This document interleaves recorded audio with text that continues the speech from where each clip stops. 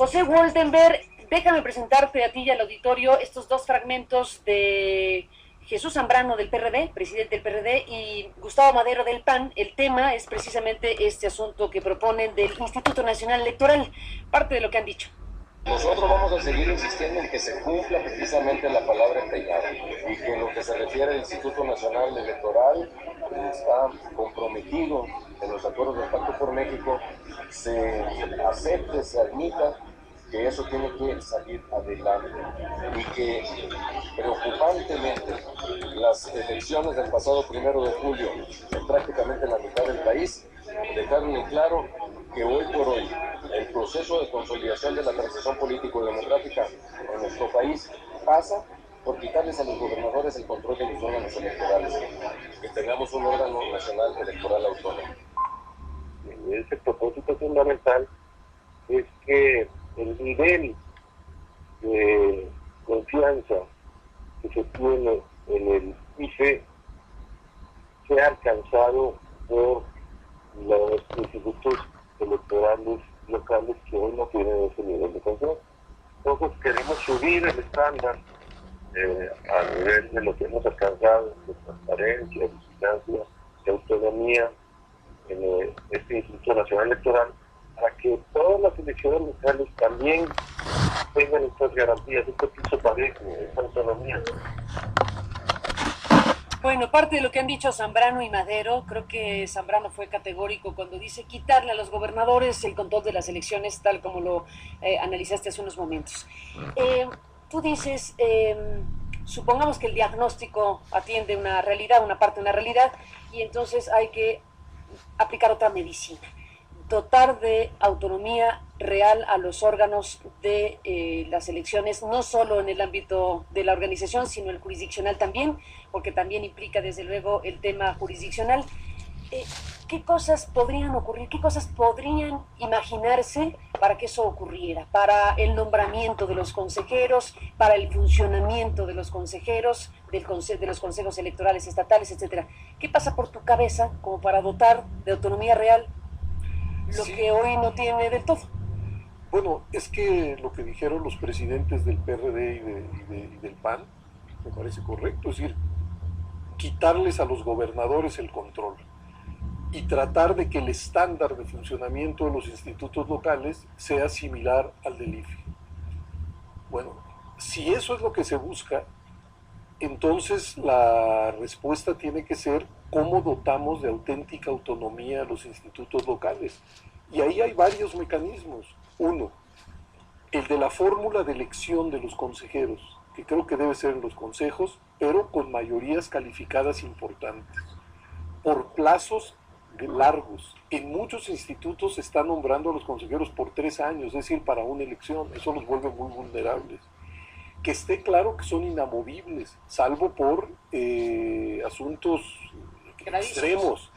Es decir, dotarlos de autonomía desde la Constitución y la ley, para que de esa manera sean lo menos vulnerables posible a las presiones externas. Además, hay que recordar que todos los actos de los institutos locales pueden ser recurridos por la vía jurisdiccional, de tal suerte que lleguen hasta el tribunal.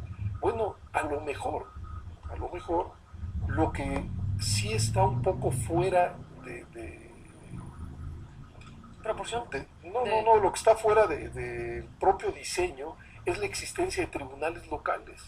Por ejemplo, si las resoluciones de los institutos locales se pudieran recurrir a las salas regionales del Tribunal Federal Electoral directamente y en segunda instancia a la sala central, pues sería también otro mecanismo de control sobre sus decisiones. ¿Eso sí te parece buena idea? Eso sí. Eliminar los tribunales estatales para dejar todo en el ámbito del Tribunal Nacional. Es que los tribunales estatales sí quedaron en una situación muy curiosa, por decirlo menos, que sus resoluciones no son definitivas y pueden ser impugnadas ante el Tribunal Federal. Entonces, quizá esa pieza sí habría que buscar removerla. Eliminarla. Sí. Definitivamente. El nombramiento de los consejeros efectivamente es buena parte de la clave. Ahora,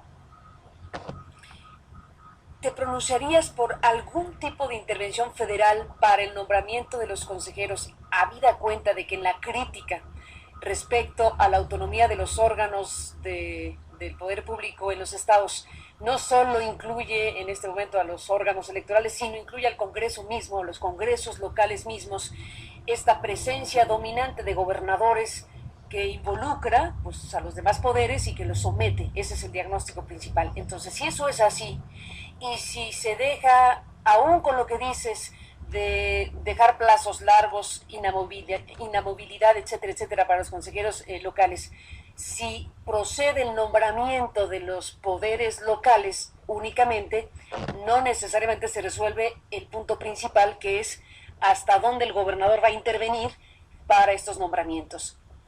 ¿Estaría en la mesa la posibilidad para ti de que de alguna manera pudiera intervenir un ente federal en ese procedimiento de nombramiento de consejeros para dotarlos de la autonomía, sustraer el nombramiento, pues, de los espacios de poder del gobernador? Complicado, pero lo digo así. La verdad es que no encuentro una mejor fuente de elección que los congresos. ¿Por qué? ¿Y si Porque los congresos están nominados por el gobernador? Pero en los congresos normalmente lo que está es la pluralidad de fuerzas políticas que existen en los estados. Y entonces, otra vez, quizá lo que valga la pena establecer es algunos de los requisitos para ser consejero electoral, y que estos requisitos, digamos, también fortalezcan esta figura. Para decirlo de otra manera, que los congresos no puedan a contentillo nombrar a X, Y o Z, sino que solamente a personas que reúnan determinado perfil. Para decirlo de otra manera, es que creo que estamos tratando de huir de nuestras instituciones para encontrar fuentes impolutas, no contaminadas de política, para hacer este tipo de nombramientos. Y yo creo que eso es una ficción.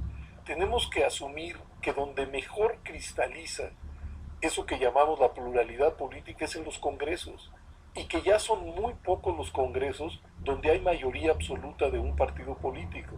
Si además ponemos, digamos, como requisito que sea una mayoría calificada la que nombre a los consejeros, pues estamos sentando las bases. Ahora, ¿cómo se puede pervertir? Bueno, a ver, de muchas maneras, pero te detengo aquí. Tú dices, hay pluralidad, hay diversos partidos políticos, desde luego, pero hay también señalamientos y acusaciones de que los propios gobernadores cooptan a la oposición. Eso dicho por la propia oposición desde el centro. Entonces tú tienes, sí, de chile, de dulce y de manteca en la forma, pero en el fondo también puedes tener una diversidad simulada bajo el control de un gobernador. Y entonces ahí tenemos el gran problema. Ese es el tema. ¿Cómo logramos deshacer el tuerto para dotar de autonomía? Desde luego los congresos sería principalísimo, y derivado de eso a los órganos electorales. Pero si no resuelves el tema de los congresos, entonces, y ya está inminente el asunto del INE, entonces ¿cómo hacer para que la autonomía de los consejeros locales pues pueda sortear lo que también es una realidad, que pueden haber congresos ciertamente tocados por esta intervención del gobernador en turno? Por eso, lo que tú puedes hacer es una normatividad constitucional y legal lo suficientemente robusta como para tratar de contener ese resorte succionador del gobernador en turno. Eso es lo que puedes hacer. El resto lo tienen que hacer, por ejemplo, las fuerzas políticas que habitan el Congreso. Pero todo asunto puede ser pervertido, porque la ley no alcanza hasta allá. Para decirlo de otra manera, si al final el gobernador es capaz de disciplinar no solamente a los diputados de su partido, sino a los de la oposición, ese es el pues, tema. Bueno, pues ahí estamos. Bueno, pero en esos casos, digamos, otra vez, lo que tenemos que buscar es cómo reforzar pues, a las instituciones representativas. No hay escape. No hay escape, ese es el problema. El escape es crear el INE. El escape es decir, quitémosle todo a los estados y entonces creemos el Instituto Nacional. Voy a usar la misma argumentación que tú. Ahora creamos el INE, y el día de mañana el presidente de la República y el partido mayoritario logra un acuerdo desafortunado con las bancadas de oposición y acaban desvirtuando al INE. Es Es decir, estamos bajo, fritos. por eso, bajo Sí, esas pues. imposiciones es muy difícil entonces trabajar. Si todos los actores políticos al final, es decir, los que están en el gobierno y los que están en la oposición son succionados por el gobierno, pues no hay salida prácticamente. Yo creo, sin embargo, que la realidad política es bastante más compleja. Ahí donde el gobernador tiene un grupo parlamentario mayoritario, pero que no alcanza la mayoría calificada, pues está obligado a pactar, a hablar, a acordar con el resto. Ahí donde el gobernador y su partido ni siquiera tienen la mayoría absoluta del Congreso, doblemente están obligados a pactar. Entonces, lo que es importante es que los diputados, los partidos, hagan realmente su tarea. Y si la ley establece mínimos para el nombramiento de los consejeros, y además a los consejeros se les dan garantías para que puedan ejercer su autonomía, a lo mejor el modelo funciona de mejor manera, pero siempre es una probabilidad, siempre. En nuestro caso y en todos los países, hay que hacer la realidad. Y te tienes que ir porque ya estás en ruta de otro lugar. Déjame cerrar la conversación, José Woldenberg, con esta idea que conversamos con Madero sobre la figura de un cuarto poder. ¿Tú te imaginas un cuarto poder de la República para el tema electoral? Bueno, en algunos países de América Latina el poder electoral se le llama un cuarto poder, pero creo que tiene más un sentido metafórico. A mí lo que me parece es que la organización de elecciones es sobre todo un poder de carácter instrumental. A mí me parece que seguir considerando al IFE o mañana al INE como eso, una institución del Estado, autónoma, con patrimonio propio y demás, pues es lo correcto, pero no es un poder porque no, digamos, está construido para organizar la elección de dos poderes, ¿no?